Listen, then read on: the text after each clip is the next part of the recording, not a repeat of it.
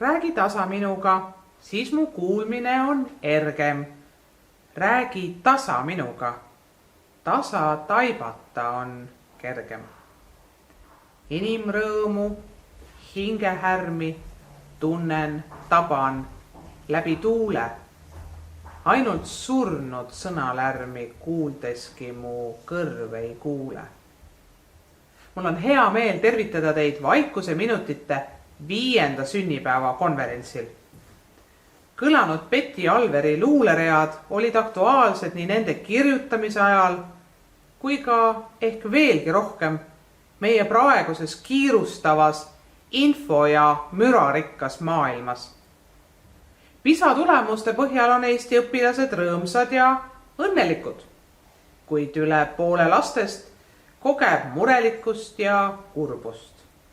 Öeldakse, et kui oled murelik, oled mõtetega tulevikus, kui kurb, siis minevikus.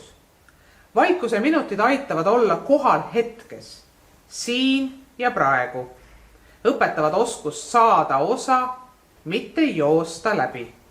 Tähelepanu koondamine, meelerahu keskendumine on tänapäeva kiires elutempos ja info külluses äärmiselt olulised oskused. Samuti on need üliolulised nii õppimise kui ka õpetamise toetamisel, mis tahes haridusastmel.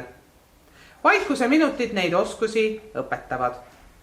Vaikuse minutid on oma 5 tegutsemisaastaga jõudnud rohkem kui 100 haridusasutuseni.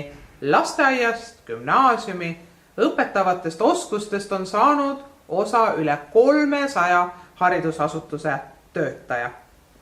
Lisaks sellele, et Vaikuse minutid lähevad korda paljudele, on ilmselt üheks eduvõtmeks ka lihtsus. Lihtsad harjutused, mis ei vaja sageli muud kui õige pisut aega. Haridus- ja Teadusministeerium on olnud Vaikuse minutite teekonnal toeks algusest peale. Meie ühine murekoht on koolikius ja koolirahu. Ennast hästi tundev, endaga hästi läbi saav laps ei kiusa teisi. Meelerahu, oskus märgata enda sees ja ümber toimuvat teeb elu rikkamaks ja õnnelikumaks. Usun, et üheskoos saame suurendada nii õpilaste kui õpetajate hoolimist, jaksu kui ka rõõmu. Tänasel konverentsil tutvustatakse esmakordselt Vaikuse minutite mõju-uuringu tulemusi. Tervitussõnades ei saa ma uuringu tulemuste saladuskattet veel kergitada ja jätan selle au teadlastele. Etteruttavalt võin aga öelda, et nii uuring kui selle tulemused on mitmes mõttes märgilise tähendusega. Soovin sisukat konverentsi, tulemuslikku tööd järgnevateks aastateks.